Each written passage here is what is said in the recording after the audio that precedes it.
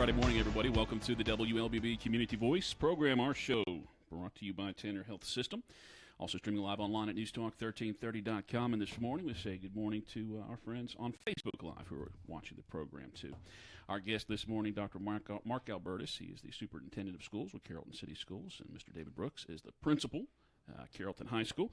And both kind enough to join us this morning. A lot of things happening this past summer for Carrollton City Schools. I think school starts for the younger kids on Tuesday of next week, and then the older kids start towards the end of the week. So this Sunday, 2 days from now, there's an open house planned on the campus, and we'll talk about that during this program. Again, good morning to both you guys, and thanks for coming out.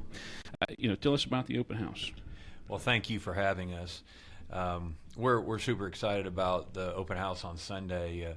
We've prepared for it, and Ray Lynn, our general contractor, has done a great job of getting the building ready. And this is the first phase of a four-phase building project to bring in our new high school. So we're excited to welcome the community to see the first main administrative / instructional building that we're bringing online, and the kids are going to enjoy learning in there this fall.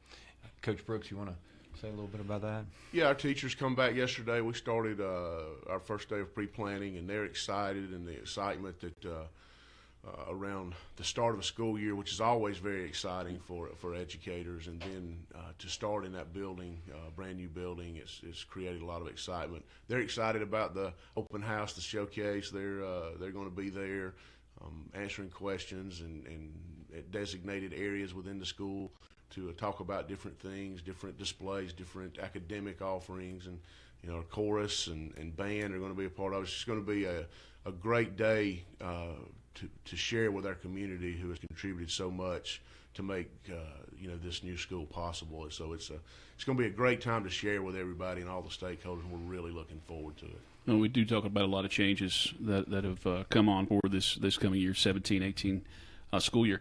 How about staff? How about the staff at the top? Some principals, new principals, things along those lines? Yes, sir. It was bittersweet in June to see Mr. Trent North leave us and go to Douglas County to take the superintendency. We're very much, obviously, supportive of him and excited for him to take on that new role. That's a badge for you guys, too. I mean, that you hate to lose somebody, but the fact that one of your employees is wanted. Well, definitely. He's such a quality man and a great educator, and he has been such an integral part of our leadership team and our system for 25 plus years. So it was definitely a loss, but we're excited for him. Mr. Stacy Lawler has moved into the principalship at the middle school, and he's done a great job this summer. Mr. Lawler had been working as an assistant principal for us for the last 5-6 years at the high school. He was first the director of technical education director, and then he was our athletic director last year. Has done a wonderful job in every position he's held, whether it be coaching, teaching, administration, and now he's leading the middle school. So we're excited about it. But again, we hate to see Mr. North go, and he'll do a great job in Douglas. And I think about when I was going to school in the 80s, it was kind of a joke to have the coach teaching in any classes. I mean, the coach was teaching PE, and then he'd teach health or something like that. But, I mean, if you think about it, I mean, you guys have, coaches in prominent spots in your system. If you think about it, I mean, those coaches, I mean, just the communication skill. And the fact that they definitely studied some legitimate classes in college and things. I'd love to address that. Well, I still call these guys coach because they've earned it, and they have totally dismissed that old stereotype of the old ball coach getting kicked upstairs. Coach Brooks was our AP statistics teacher in the math department. Not an easy gig, and you can't wing teaching AP statistics. He moved up, and he has over and over again shown that he has a strong knowledge of the curriculum, and he's definitely the instructional leader.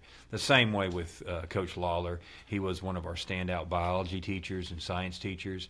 Every single year, his scores were at the top of the rung, and he's just an exceptional educator, exceptional teacher, leader, follower, and he's going to do great things as well. So, yeah, that you struck a nerve when you said that, because some people automatically think about the coach, but they also have the people skills because of all the years of working with parents, working with kids, knowing how to connect with their audience, their customers. I think that also makes them a stronger administrator. Mm-hmm. Lawler, we posted when you guys made that hire and that announcement, we had put that on our Facebook page. I mean, it just blew up. I mean, it's probably 5 times the amount, just a regular story, another story in the community. I mean, a lot of nice comments about it, and a lot of people liked it. So looks like you might do okay. I mean, as far as getting along with people. And, yes, sir. Yes, sir. Part of that. Well, let's get back to a lot of the changes you guys made over the summer. I mean, the big one obviously is the high school, and you said this is the first part of 4. Yes, sir. We've actually, you can't see it from most viewpoints, but we've already started to the demolition of A Hall and D Hall of the old high school has been completed. Everything's been taken away, and they're starting the grading process for the second phase. The second phase will be the media center, and it also 2-story media center, and also another wing of classrooms. And so we'll be actually going to school in between, or around building in the middle of our campus. Coach, you want to talk a little bit about your plan? Yeah, our kids and our teachers are great. We adjusted last year when we started the construction and created the travel routes for kids to and from class and those types of things. And then we've spent time this summer and doing the same thing, because it is going to change. But kids adjust.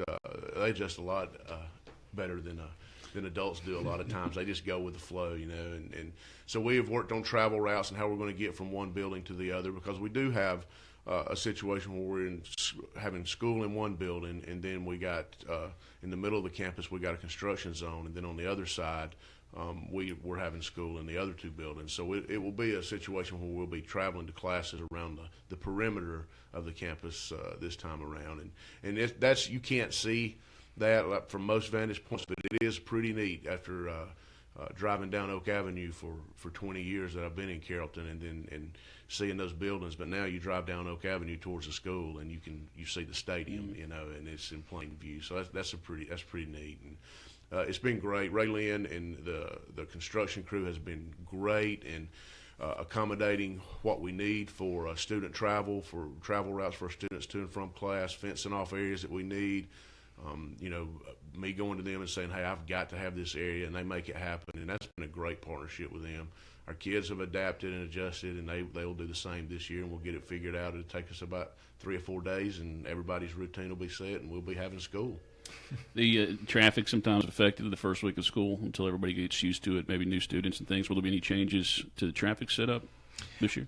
Well, from the change from last year is that we will have the front, our true front of the school will be open. So the attendance office and the main office are there in the front of that first phase building, the big 3-story building. So it'll be parent drop off there. There'll also be parent drop off after the buses leave at the band room. So we'll adjust to it after a couple, 3-4 days. It'll be smooth.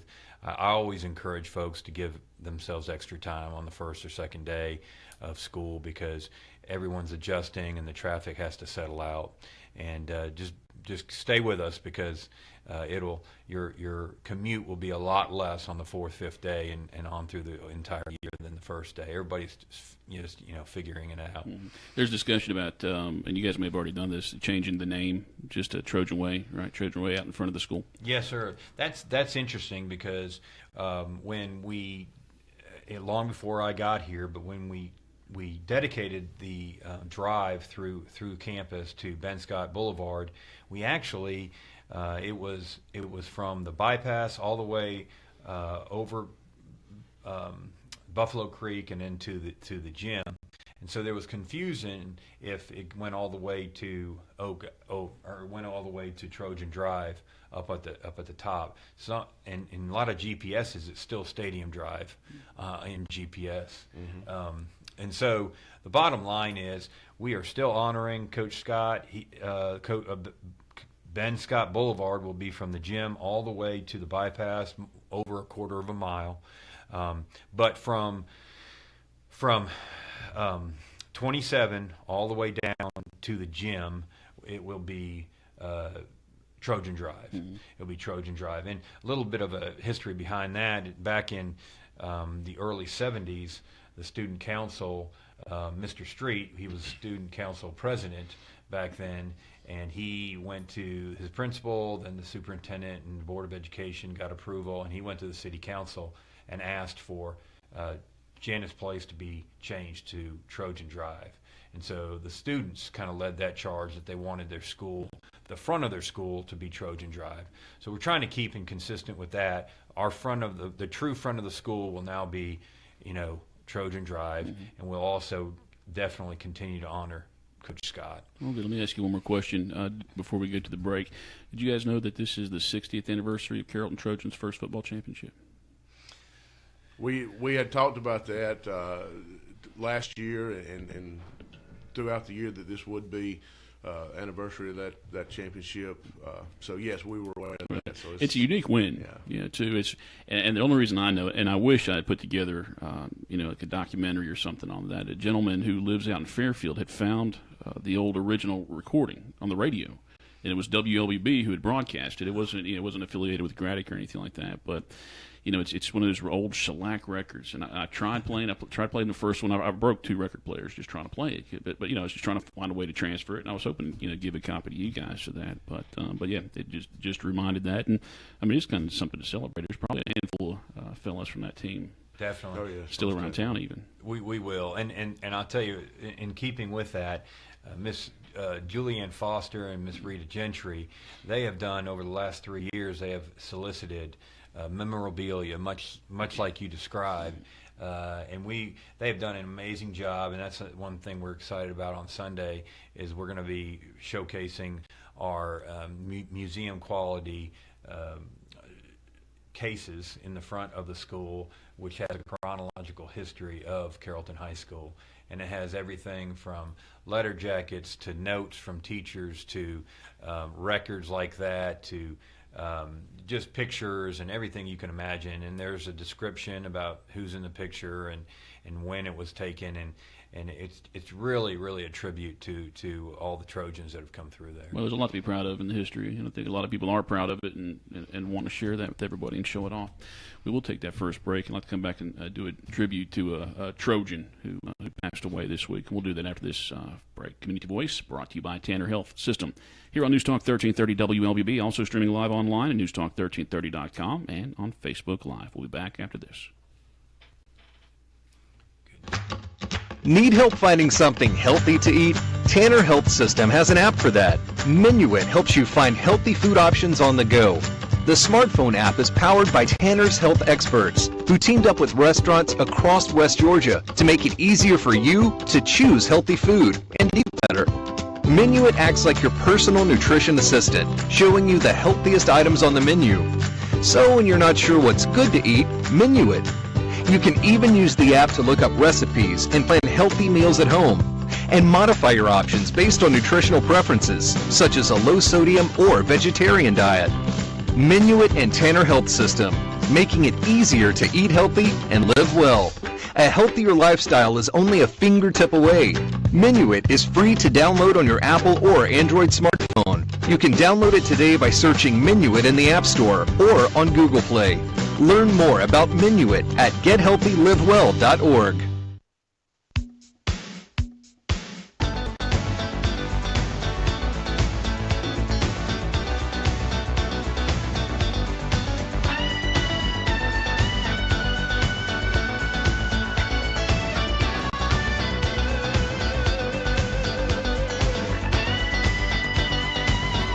Welcome back, everybody, to the WLBB Community Voice program, our show. Broadcasting live online at newstalk1330.com, also on Facebook Live this morning, so good to see you out there watching us. Dr. Mark Albertus, Superintendent of Schools, Carrollton City Schools. David Brooks is the principal for Carrollton High School. before we went to the break, did mention the passing of a longtime Trojan. I mean, I've heard people call him Mr. Trojan. Still up until 2 years ago, I was aware of his, maybe a year ago, him still being part and going to games and things like that and watching because he was committed. One-time mayor, he was on the Board of Education for more than a couple of decades, right? Yes, sir. And we had him on when he retired. We had him on the show. Spent a whole half hour with him on that program, and I really enjoyed it. I was trying to find that show too, but we don't keep good records here. I don't keep good records. My fault, Steve. And but I could not find that show. But I do remember talking to him. Really interesting, just to talk about his 70 years here in Carrollton. He did spend some time in the Midwest too, I think, right? Didn't he go to Chicago or something for a little bit? But Joe McGinnis passed away on Monday, and 80 years old, and you'll be given the eulogy, which this morning, right? Yes, sir. Yeah, I'm so humbled that the family asked me to speak this morning, and that'll be at 11 o'clock at First United Methodist Church. And Mr. McGinnis was, as you state, he's Mr. Trojan. He was all about Carrollton. He was all about Carrollton City Schools. He wanted what was best for Carrollton. So fiercely loyal. He graduated from Georgia State, and him and Miss Carroll, his wife, went on an adventure, as he called it, and went out in the Midwest, and he was having a very successful sales career.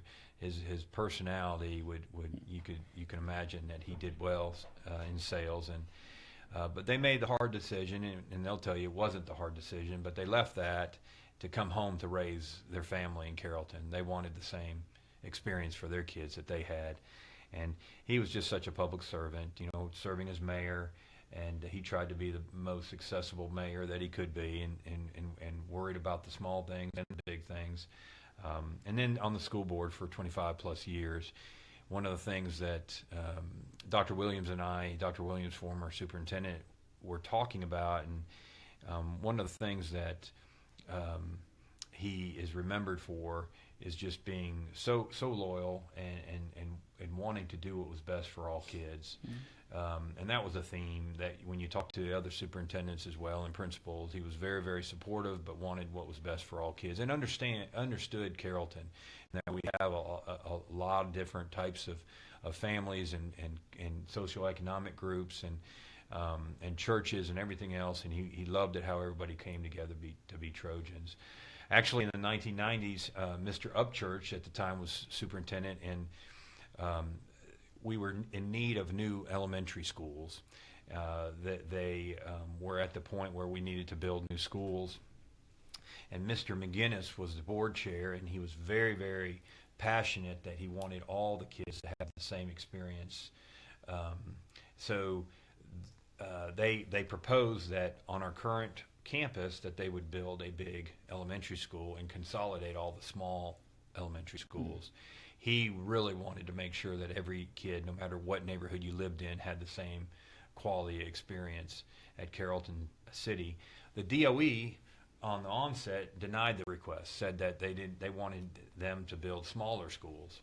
Well, Mr. Upchurch and Mr. McGinnis went down to the Department of Education, and according to Mr. Upchurch, they got a real fiery speech from an old Irishman in Mr. McGinnis, and his passion for Carrollton came through, and he articulate the community, and they approved it on the spot. So that's how we were able to consolidate all of our schools on one campus, and there are many more positives to that than negatives, and we've enjoyed having one footprint. And I know that Coach Brooks has some good memories of Mr. McGinnis as well. Yeah, one of the first persons I met when I got to Carrollton was Mr. McGinnis, and when I first got to Carrollton, I was coaching football, and I was introduced to Mr. McGinnis, and just getting to know him over the years has been one of the highlights of my career, my life, to be able to spend time around Mr. McGinnis. And as I can't think of a time when I went onto the sideline I didn't see Mr. McGinnis somewhere, either on the sidelines or down there close by, just say hello, good luck, and that type of thing. Great supporter, great fan.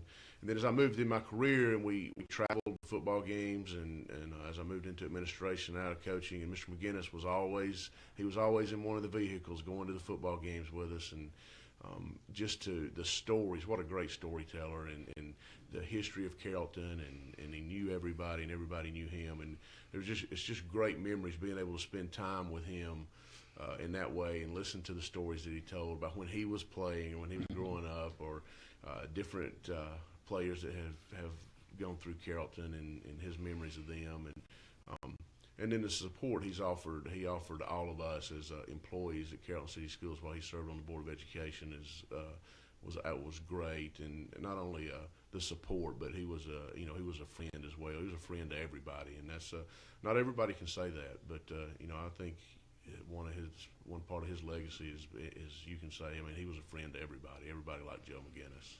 Is Bond 4 children?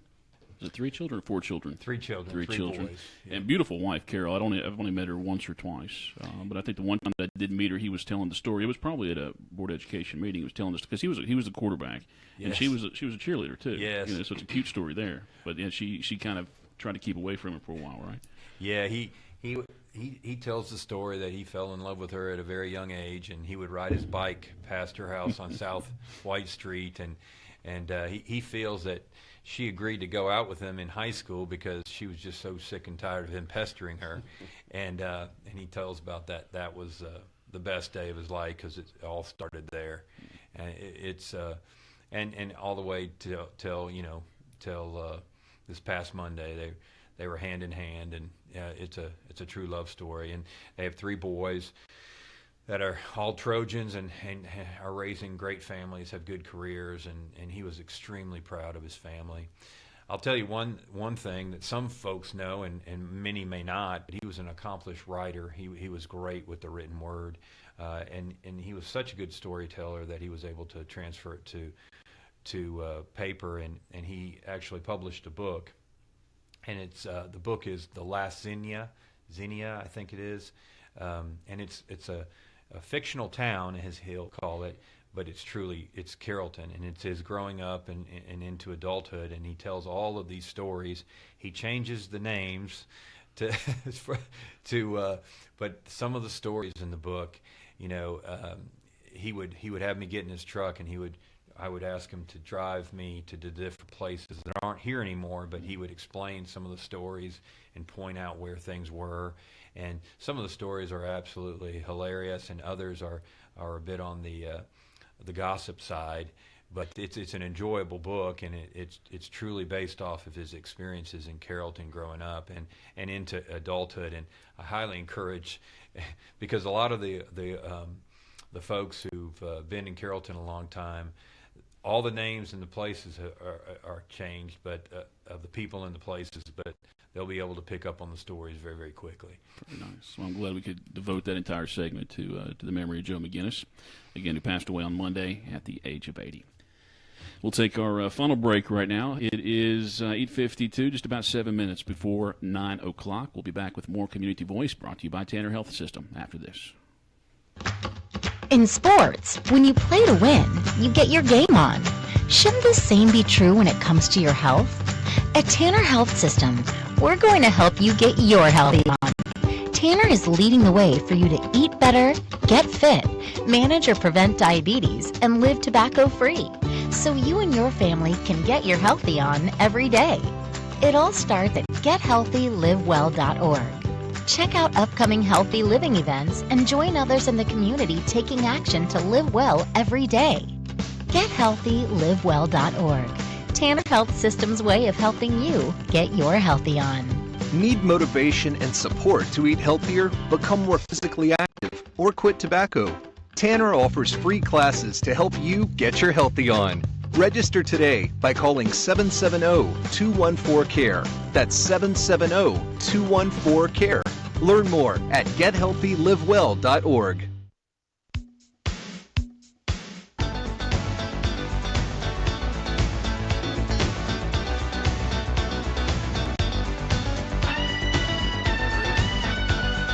All right, welcome back to the WLBB Community Voice, everybody. 8:53, just about 6 minutes left in our program this morning. Stay tuned for national news at 9 o'clock, local news at 9:02, and then Glenn Beck is on the air until 12 o'clock noon this morning. I'm your host, Colin Worthington. Our guests are with the Carrollton City Schools System, Superintendent Dr. Mark Albertus, and Principal of Carrollton High School, David Brooks. Milestones. I've talked a little bit to. I think I talked to Bremen this week and Harrelson County today about their milestone testings. Results I think were released last Friday. How did the system do overall? Can you break it down into good, bad? Needs improving. Sure. Well, overall, math-wise, we showed exceptional gains across the board, in which we were very encouraged with. And every year you look at what you can improve on. We have started an initiative this year. Mrs. Karen Wild, our former elementary school principal, she has taken the role of director of school improvement, and she's an expert in literacy, and she has taken on the role of leading our literacy initiative, and our goal is to have every child reading proficiently on grade level by the third grade. And the age-old adage that you learn to read, first, second, third, kindergarten, first, second, third, and then, or really first and second, and then in the third grade you start reading to learn. So it's very much a priority of ours, and we really feel that, especially with our at-risk kids, that will help over time when we get them on grade level. And again, math, the scores, we're very pleased with the scores across the board, and the end of course tests at the high school, in every single category there was improvement, and an exceptional job by Coach Brooks and his staff. And Coach, can you say a little bit about that? Yeah, we talked about in our opening faculty meeting a little bit yesterday how proud I was of the work that the teachers had put in to prepare kids for the end of course exams, and how proud I was of our kids for answering the bell when it was time to take the exams. We exceeded the state average and improved in every category. I'm really proud of our English language arts, our ninth grade lit and American lit. They did a really great job there, in our math, science, everybody did. But we emphasized the point too that we're not satisfied with this improvement. We got to make the same gains next year, and and the group that I have in that building every day, I can assure everybody that we got a group of teachers that are going to work hard to continually make the same type of improvement every year that we made this year. And so excited about these scores, and we're going to celebrate them and recognize that we did improve, but also realize that we got a lot of work to do, and we just want to keep getting better. I think my exact words was, if we're satisfied with this, then we'll start going backwards. So we're not going to be. We're going to keep educating, and the initiatives, the literacy initiative system-wide is going to help us to continue to improve in all areas. So, how will you guys distribute or disperse those individual stats for parents and students to look at? And then what do you want parents to know when they are looking at that? Is there some advice on do they improve? Do they not take this as Sure.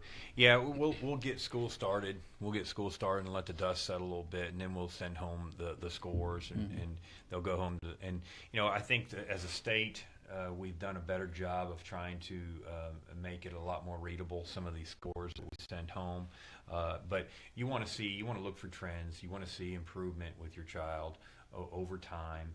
And we'll also on our website, and then also in any kind of parent meetings and everything, we'll explain what to look for and how to read the results and whatnot. But as a parent, I would just look for progress and growth over time, and just from the standpoint of just wanting your child to continue to make gains. And that's one of the things that we pride ourselves on. You've come in pre-K with Carrollton, you're going to make gains, and we're very, very proud of the fact that it culminates in a high school experience that's going to get you where you need to be, whether that be enlisted in the military, whether it be at the technical college, at West Georgia, at MIT, wherever you need to be. We're going to push you and get you there, and not only get you there, but you're going to be successful after the fact. You're going to have the skills to be able to be successful in college, and our data shows that. Well, gentlemen, we have 30 seconds left in the program. Remind me about the open house coming up on Sunday. Yes, it's from 2 to 5 on Sunday, and we welcome all.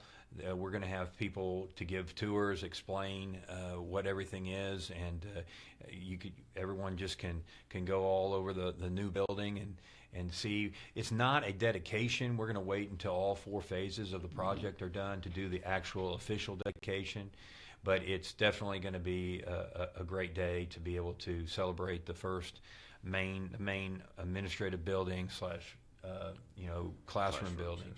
Yes. And next week the kids will start back. Back to class. All right, guys, thank you for coming out this morning. Thank you. Appreciate Thank you it. for having And us. we appreciate Thank you listening and watching us on Facebook Live this morning. Everybody have a great weekend. I'm Colin Worthington in the News Talk 1330 newsroom for the Community Voice.